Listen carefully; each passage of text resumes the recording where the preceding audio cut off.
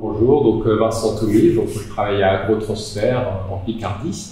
Je travaille sur la gestion de la structure du sol. Donc du coup, pour répondre à cette question de mieux préserver les sols par rapport aux différentes menaces, que ce soit l'érosion, le tassement, la diminution de la stabilité structurale, il y a différents leviers agronomiques qui sont disponibles.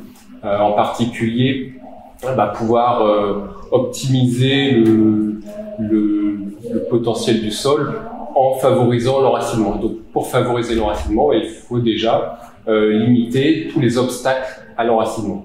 Les obstacles à l'enracinement, ça concerne très généralement un défaut de structure du sol et en particulier le tassement. Et donc, pouvoir limiter la charge par essieu, limiter en fait les impacts négatifs du trafic sur la parcelle. Alors, finalement, la principale difficulté liée à l'adaptation des pratiques des agriculteurs, c'est finalement le sol et en particulier ce qui se passe en profondeur, on le voit pas. Et donc la grosse difficulté pour les agriculteurs, c'est déjà de leur faire prendre conscience de problèmes qu'ils peuvent avoir sur leur sol. Et donc pouvoir leur apprendre à observer leur sol, pouvoir se rendre compte s'ils ont oui ou non des problèmes dans leur sol. Et à partir du moment où ils peuvent se rendre compte qu'ils ont des problèmes chez eux, dans leur parcelle, là, le changement de pratique sera beaucoup plus simple parce qu'ils vont faire en sorte de résoudre ce problème qu'ils auront vu avec leurs propres yeux. Alors, il y a en effet beaucoup de pratiques très, très encourageantes de la part des agriculteurs, en particulier sur l'observation de leur sol par un mini-profil 3D avec le prélèvement d'un bloc avec les palettes d'un télescopique.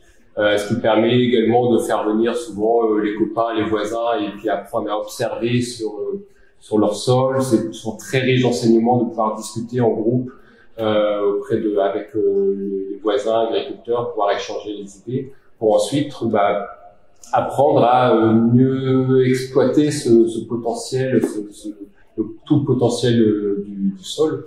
Et il y a en effet énormément de pratiques très, très encourageantes qui sont menées par les agriculteurs pour limiter les impacts sur le sol, limiter les impacts sur la biodiversité du sol par la réduction du travail du sol, par la généralisation des couverts végétaux, qui ne sont pas juste un simple piège à nitrate, mais avec une recherche, avec des espèces, des associations d'espèces, une durée de végétation aussi optimisée, à essayer d'explorer le maximum de niches écologiques dans le sol pour ensuite permettre d'enrichir le sol en carbone, disposer d'un tissu racinaire dans le sol pour permettre d'avoir une meilleure résilience du sol face aux différents aléas qu'il pourra y avoir par la suite.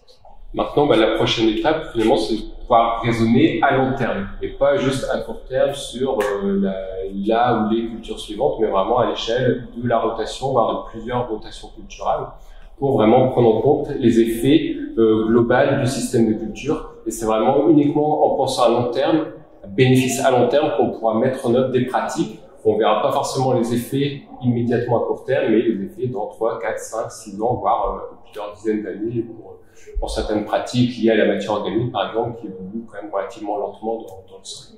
Et donc voilà, la prochaine étape, ça va être de vraiment pouvoir avoir amener les agriculteurs à réfléchir à long terme et pas uniquement impact économique à court terme. Alors si finalement j'ai un conseil à donner aux agriculteurs qui veulent se lancer pour développer la fertilité de leur sol, c'est, pour moi, le facteur clé, c'est l'observation. C'est avec ça qu'on résout tout, parce qu'on apprend, quand on observe son sol, on va pouvoir apprendre de l'impact de ces pratiques. Et c'est vraiment ce qui est le plus enrichissant, de pouvoir visualiser concrètement si les pratiques vont entraîner des effets défavorables ou favorables.